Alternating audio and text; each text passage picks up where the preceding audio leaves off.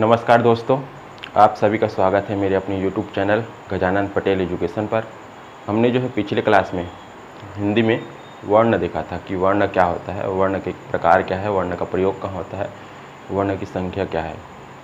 आपने अगर पिछले वीडियो नहीं देखा है तो मेरे पिछले वीडियो देखिए। आप प्लेलिस्ट में जाइए, हिंदी भाषा करके बना है, वहाँ पर आपको वर्ण मिल जाएगा।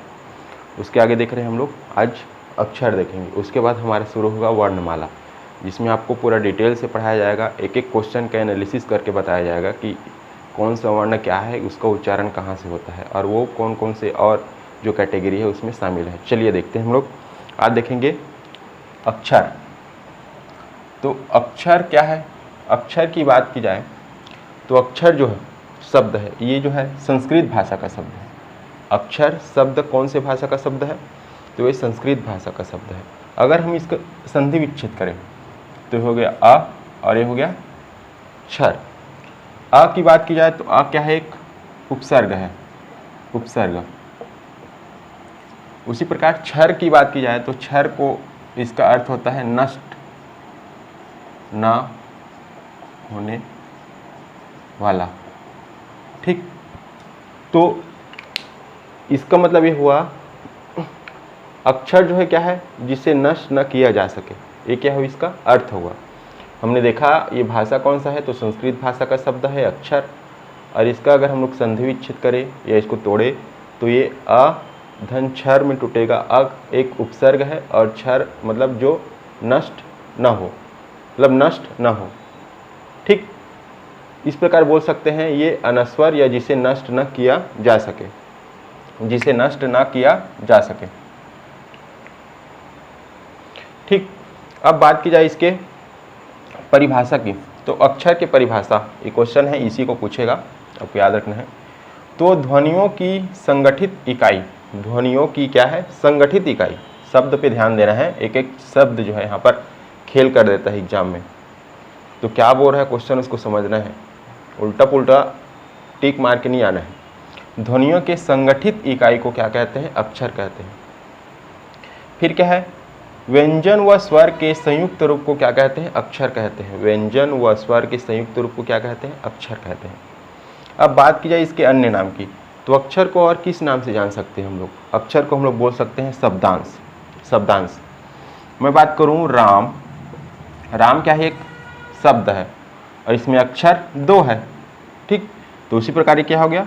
शब्द का क्या हो गया? अंश हो गया या शब्द का खंड हो गया। तो ये क्या है? शब्दांश है, शब्द का अंश या शब्द का खंड। ठीक, अगला देखते हैं हम लोग। बात की जाए अक्षर के प्रयोग की तो अक्षर का प्रयोग कहाँ होता है और कैसे होता है? तो वर्णों को लिखित रूप में प्रयोग करने के लिए, में दर्शाने के लिए, वर्णों को लिखित रूप में दर्शाने के लिए इसका क्या किया जाता है? अक्षर का प्रयोग किया जाता है। आराम से ना एक एक चीज़ याद करना है कि शब्द क्या बोल रहा है, उसकी टर्मिनोलॉजी को समझना है, नहीं समझे फिर तो दिक्कत होगा। वर्णों को लिखित रूप में दर्शाने के लिए जिसका उपयोग किया जाता है उसे क्या कहते हैं? अक्षर कहते हैं। यह अक्षर का प्रयोग वर्णों को लिखित रूप में दर्शाने के लिए किया जाता है। चलिए आगे देखते हैं। इसका स्वरूप की बात की जाए, अक्षर के स्वरूप, तो अक्षर वर्ण चिन्हों के क्या होता है? स्वरूप होता है। अक्षर वर्ण चिन्हों के क्या होता है? स्वरूप होता है। अक्षर किसका स्वरूप है? क्वेश्चन आएगा तो वर्ण चिन्हों के। ठीक, अगला है किसी भी भाषा के, कोई भी भाषा हो, चाहे वो हिंदी, अंग्रेजी, लैटिन अमेरिका अंग्रेजी, जो भी हो। ठीक, तो किसी भी भाषा के लिपि के, कोई भी भाषा होती है उसकी लिपि होती है। जैसे कि हिंदी आपकी भाषा है तो उसकी लिपि क्या है? देवनागरी है।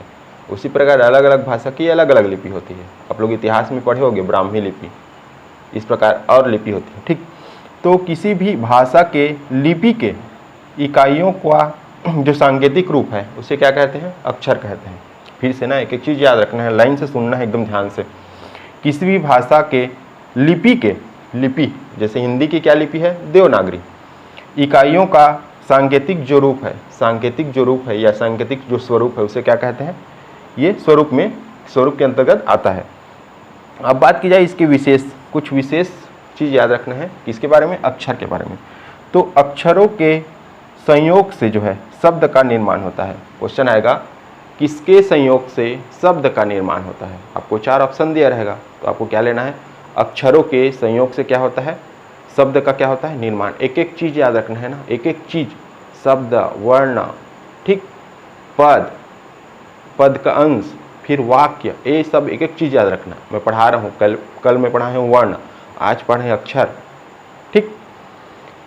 अब इसके भेद की बात की जाए, अक्षर के कितने प्रकार के भेद होते हैं? तो अक्षर के जो है मुख्य रूप से 2 भेद होते हैं। कितने भेद? 2। एक को बोलते हैं शीर्षांत अक्षर, शीर्षांत अक्षर। एक को बोलते हैं गहरांत अक्षर, गह्वरांत अक्षर, गह्वरांत अक्षर। अब इसी को जो शीर्षांत अक्षर है इसको पदाक्षर भी बोलते हैं, पदाक्षर। और ये गह्वरांत जो अक्षर है उसको मुक्ताक्षर बोलते हैं। क्या बोलते हैं? मुक्ताक्षर। आपको इसको याद रखने की जरूरत नहीं है, आपको याद रखना है अक्षर के कितने भेद होते हैं। सीधा सीधा क्वेश्चन आएगा, 1 2 3 4, तो आपको लेना है 2। अब कुछ उदाहरण समझते हैं हम लोग अक्षर, ठीक। तो एक अक्षरी, ठीक, एक अक्षरी मतलब एक अक्षर वाले, तो अ है, ई है, उ है, इस प्रकार। अब द्विअक्षरी कौन कौन है? तो राम है और प्रेम में क्या है? द्विअक्षरी है। इसी प्रकार त्रिअक्षरी की बात की जाए तो पहल है और क्या है? झटका है। और सोच सकते हो आप, उदाहरण और लिख सकते हो। फिर चतुराक्षरी क्या है? आधुनिक है और भी है चतुराक्षरी। उसके बाद पंचमाक्षरी आएगा। इस प्रकार ये बढ़ते जाएगा। अब एक चीज़ बताता हूँ मैं आपको, अंतर देख लेते हैं हम लोग वर्ण में और किसमें? अक्षर में। तो क्या बेसिक डिफरेंस है दोनों में, ठीक। तो बोले जाने वाला छोटा से छोटा टुकड़ा, बोले जाने वाला, फिर एक एक वर्ड को समझना है आपको। ये वर्ड कहीं खेल रहा था एग्जाम में। बोले जाने वाला, ये इसका की पॉइंट है। क्या? बोले जाने वाला। छोटे से छोटा टुकड़ा क्या कहलाता है? वर्ण कहलाता है। अब इसको देखना, समझा जाने वाला, ये इसका क्या है? टर्मिनोलॉजी है, ये इसका ये की पॉइंट है। समझा जाने वाला, छोटे से छोटा टुकड़ा क्या कहलाता है? अक्षर कहलाता है। खेल सिर्फ वर्ड का रहता है ना, एग्जाम का जो एग्जामिनर है वो आपको वर्ड में घुमाने की कोशिश करता है। फिर आप लोग उसको जल्दी से पढ़ते हो, फिर गलत टिक होके आता है, फिर बाद में उसको सोचते हो इसका आंसर कैसे ले लिया। तो आपको जो वो बोल रहा है, वो जो एग्जामिनर जो डिमांड कर रहा है उसको समझना है। इसमें नोट याद रखना, सभी स्वर विहीन व्यंजन, सभी स्वर विहीन व्यंजन, सभी स्वर विहीन व्यंजन अक्षर होते हैं। तो हमने देखा अक्षर के बारे में, आप लोग देख लीजिए इसको, और इसका क्या कीजिए, आप लोग स्क्रीनशॉट ले लीजिए, ठीक है। थैंक यू आप सभी का। और आप लोगों से रिक्वेस्ट है, मेरे जो चैनल है उसको ज़्यादा से ज़्यादा क्या कीजिए, अपने दोस्तों में शेयर कीजिए, और हो सके तो आप लोग इसको अपने स्टेटस में, जो व्हाट्सअप स्टेटस उसमें स्थान देने की कोशिश कीजिए, ठीक। और लाइक कीजिए और सब्सक्राइब कीजिए। और अधिक जानकारी के लिए या फिर इसका PDF पाने के लिए मेरे टेलीग्राम चैनल से जुड़िए। टेलीग्राम चैनल का नाम है Gajanan Patel education. Thank you.